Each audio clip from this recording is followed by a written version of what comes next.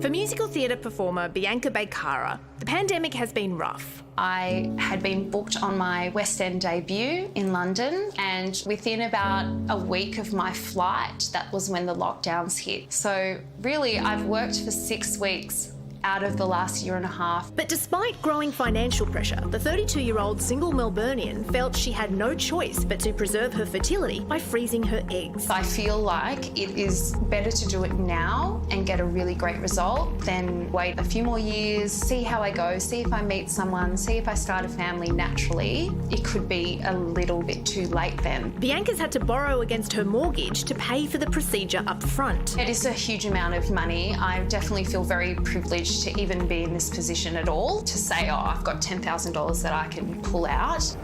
It can cost up to $15,000 for one round of egg harvesting, and some women have to go through multiple rounds. Currently, Medicare can subsidise about half that, but only for women suffering medical conditions like cancer and endometriosis. The eligibility for who gets access to this funding is what I think we really need to start looking into, and whether it is relevant that someone is motivated by a medical reason versus someone who's motivated by the threat of age.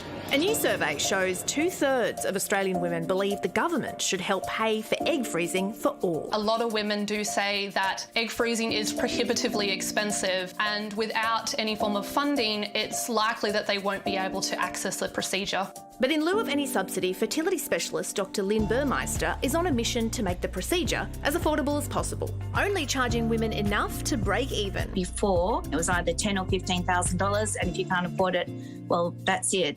Whereas now I feel like I'm really out there empowering women and giving them a choice. Demand for her service has tripled over the past couple of years. Mainly because they haven't been able to meet anyone during the pandemic, and they're coming in their 30s, even in their 40s, in a bit of a panic to get their eggs on ice. Big tech companies are also coming to the party in a bid to attract and retain the best staff.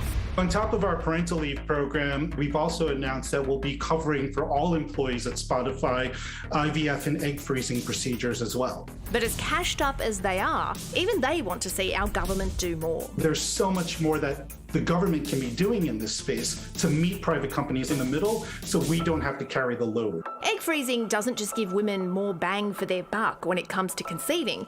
It can actually reduce reliance on taxpayer-subsidised IVF procedures later in life. If someone does freeze their eggs at 30, they're less likely to need IVF when they're 40, because we'd probably make several good embryos from those frozen eggs at 30, whereas at 40, often people have to do multiple cycles to get a baby.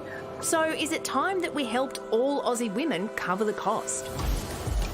You can see why so many women want to do this, because if you freeze your eggs at 30, that quality is maintained over the course of the next decade. So it's like if you were to fall pregnant at 40, you're using eggs from when you were 30. So it does make a lot of sense. Yeah, I mean, I think that the government has subsidised sort of, family planning things for a while, like contraceptive pills are subsidised, you can get RU486 subsidised.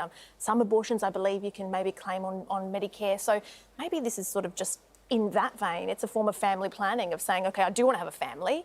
I can't have one now. And if I can't freeze my eggs, then I won't be able to have one later.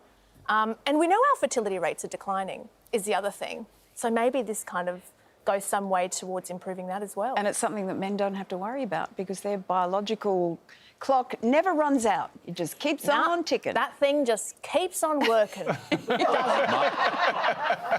And thank goodness. I'm not complaining, by the way. In a statement, the Department of Health says that was a very unusual segue, but the Department of Health does say that any proposal to publicly fund the cost of freezing eggs would need to be assessed by the Independent Medicare Services Advisory Committee before being listed on the MBS. So for the full statement, if you'd like to read it, head on over to our website.